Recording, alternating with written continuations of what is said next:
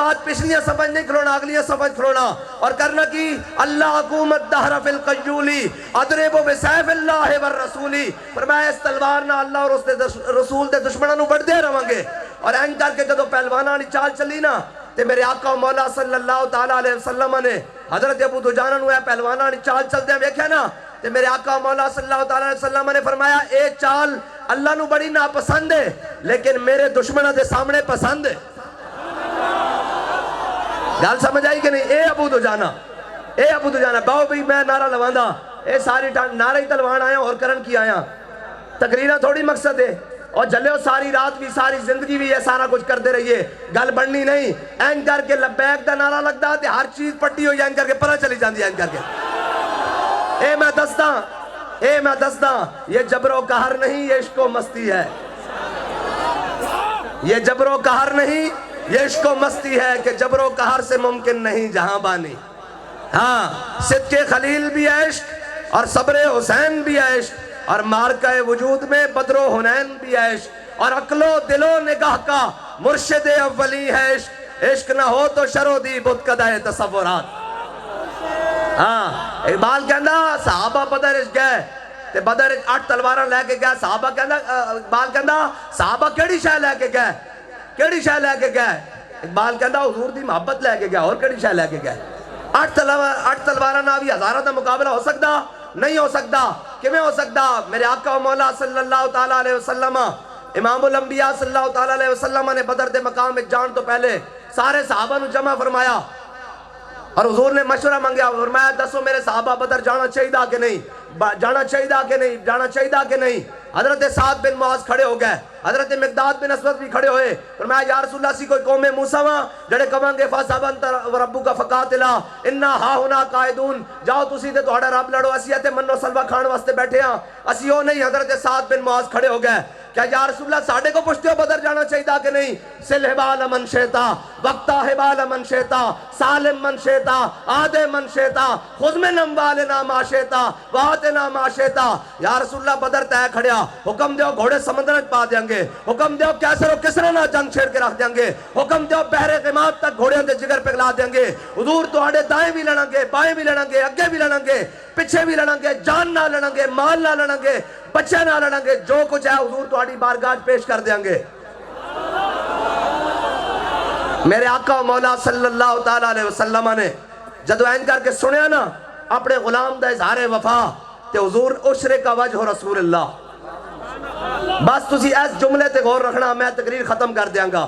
اشرک وجہ رسول اللہ، علماء اشرک وجہ رسول اللہ، امام الانبیاء دا چہرہ تا ویسے ہی چمکن والا، ساڑھے امام فرماندے چمک تجھ سے پاتے ہیں سب پانے والے، ہاں جی ہمیشہ چمکن والا، لیکن غلام دا اظہار وفا سنیا تے حضور مزید خوش ہو گئے، امام الانبیاء دا چہرہ مزید چمک اٹھیا کہ میرے غلام نے اظہار وفا کیتا کس طرح۔ اور حضرت سعد بن معاذ نے دعویٰ کیتا کہ حضور حکم دے وہ گھوڑے سمندر پا دیں گے، تاریخ بھی کہندی حدیث بھی کہندی مسلمانوں کو گھوڑے ایک یا دو، انہاں کیڑے گھوڑے سمندر پانے سن؟ پھر اقبال جواب دیندہ کہندہ وہ گھوڑے ہورن، ہر کے عشق مصطفیٰ سامان اوست، باروبر در گوشہ دامان اوست۔ اقبال کہندہ جس دے دل وچ محبت رسول ہوئے نا کائنات دی ہر نعمت اس دی جیب وچ موجود ہوندی، جس دے دل وچ محبت رسول ہوئے۔ حضرت سعد بن معاذ نے دعویٰ کر دیتا حضور حکم دے گھوڑے سمندر بھی پا دیاں گے۔ یہ سارے اختصار دے نال میں ان غزوہ احزاب تے آگیا، وَلَمَّا رَأَى الْمُؤْمِنُونَ الْأَحْزَابَ قَالُوا هَذَا مَا وَعَدَنَا اللَّهُ وَرَسُولُهُ وَصَدَقَ اللَّهُ وَرَسُولُهُ وَمَا زَادَهُمْ إِلَّا إِيمَانًا وَتَسْلِيمًا۔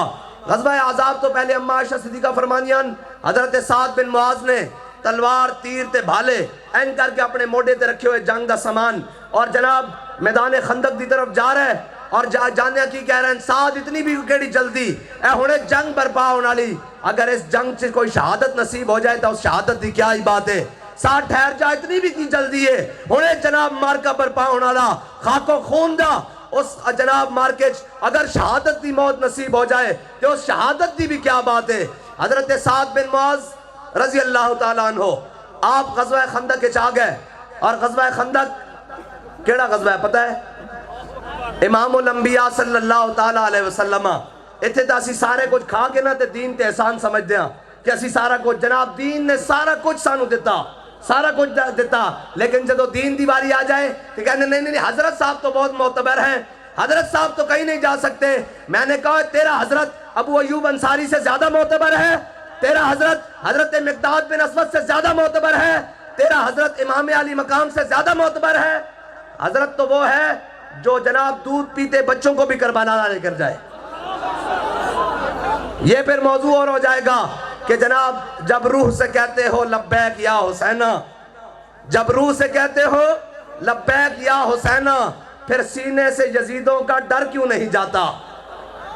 جب روح سے کہتے ہو لبیک یا حسینہ، پھر سینے سے یزیدوں کا ڈر کیوں نہیں جاتا؟ جب کہتے ہو کہ اسوہ شبیر پہ ہو قائم، دربار میں کیوں جاتے ہو، سر کیوں نہیں جاتا؟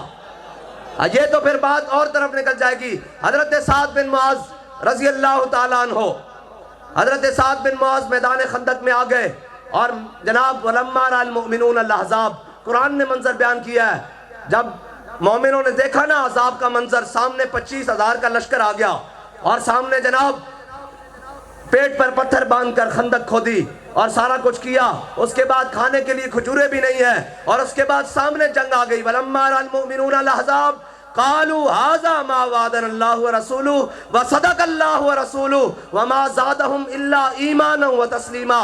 قرآن کہتا ہے جب صحابہ نے سامنے 25,000 کا لشکر دیکھا تو وہ ڈگمگائے نہیں، انہوں نے یہ نہیں کہا کہ ہمارا کوئی تعلق نہیں ہے، انہوں نے یہ نہیں کہا کہ ہم تو جناب صرف صوفی ہوتے ہیں، اللہ اللہ کرنے والے، اور جناب ہم ذکر و فکر والے ہیں۔ کہانی قالوا هذا ما وعدنا اللہ ورسولہ وصدق اللہ ورسولہ، کہا اللہ اور اس کے رسول نے اپنا وعدہ سچ کر دکھایا کہ انہوں نے کہا تھا ہم تمہیں ضرور آزمائیں گے، تو وما زادہم الا ایمانا وتسلیما، کہا ان کے ایمان میں بھی اضافہ ہو گیا، ان کی تسلیم اور رضا میں بھی اضافہ ہو گیا 25,000 کا لشکر دے کر۔ اور بنا کیا کہ سامنے سے عمر بن عبد ود خندق کراس کر کے سامنے آ گیا اور آ کر اس نے پکارا، اس نے کہا ہے کوئی میرے مقابلے میں آنے والا، ہے کسی کو جرت جو میرے مقابلے میں آئے؟ تو مولا کائنات نے حضور سے عرض کی یا رسول اللہ مجھے اجازت ہے میں عمر بن عبد ود کا مقابلہ کروں؟ حضور نے فرمایا علی سامنے عمر بن عبد ود ہے۔ مولا کائنات نے عرض کی یا رسول اللہ آپ کا غلام بھی تو علی ہے۔ ایک دستار بندی یہ ہے، ایک دستار بندی یہ ہے جو آج ہوئی ہے، ایک دستار بندی میدان کی بھی ہے جی، ایک دستار بندی یہ ہے، ایک دستار بندی میدان کی بھی ہے۔ مولا کائنات کو حضور نے خود امامہ پہنایا، حضور نے خود امامہ پہنایا، خود امامہ باندھا۔ جب باندھا نا مولا کائنات کو امامہ باندھ کے، حضور نے فرمایا جاؤ علی عمر بن عبد ود کا مقابلہ کرو۔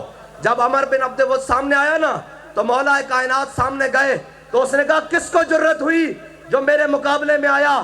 تو فرمایا میرا نام علی ابن ابی طالب ہے۔ اس نے کہا اچھا علی ہے، ابو طالب کا بیٹا ہے۔ کہا تیرے والد سے میری بڑی دوستی تھی، بڑی جناب قرابت داری تھی، بڑی یاری دوستی تھی، میں نے تیرے ساتھ جنگ نہیں کرنی، تو میرا بھتیجا لگتا ہے۔ سنے علی کا جواب، فرمایا علی نے تیرے ساتھ جنگ کرنی ہے، تجھے کاٹنا ہے، اس لیے کہ تو حضور کے مقابلے میں آیا ہوا ہے۔ تو اس نے کہا سنو جی آگے اس نے کہا کہ تجھے کسی نے بات کرنے کا طریقہ نہیں سکھایا، کسی نے تجھے سلیقہ نہیں سکھایا کہ بڑوں سے بات کیسے کرتے ہیں؟ فرمایا جو حضور کے مقابلے میں آئے علی اس سے ایسے ہی بات کرتا ہے۔ اس نے کہا پھر تیار ہو جاؤ۔ صحابہ کہتے ہیں کہ جناب تلواریں چمکیں اور اس کے بعد گرد و غبار اڑا اور جناب دونوں گرد و غبار میں گم ہو گئے، مولا کائنات بھی گم ہو گئے اور عمر بن عبد ود بھی گم ہو گیا۔ جب دونوں گرد و غبار میں گم ہو گئے تو کہتے ہیں جب تلواریں چمکنے کی آواز آتی رہی، ہمارے لبوں پر اللہ کا ذکر بلند ہوتا رہا، تکبیر اور رسالت کے نعرے بلند ہوتے رہے۔ کہتے ہیں جب یہ سلسلہ چلتا رہا تھوڑی دیر بعد گرد و غبار تھمنی شروع ہوئی اور مولا کائنات نے ذوالفقار لہرائی اور تکبیر بلند کرتے ہوئے حضور کی جانب چلے۔ جب امام الانبیاء نے دیکھا نا کہ علی فاتحانہ انداز میں آ رہے ہیں تو حضور نے فرمایا ضرب علی یوم الخندق افضل من عبادت الثقلین۔ میں پہلے اس کا جناب آپ کو بتاتا جاؤں حضور نے کیا فرمایا۔ فرمایا ضرب علی یوم الخندق افضل من عبادت الثقلین۔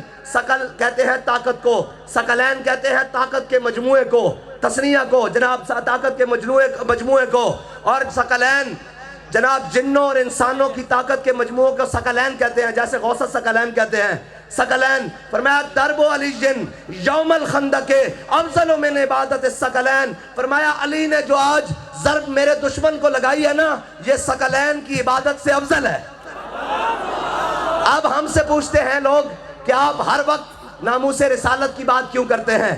آپ ہر وقت جناب ختم نبوت کی بات کیوں کرتے ہیں؟ آپ ہر وقت حضور کے گستاخوں کے خلاف کیوں تقریر کرتے ہیں؟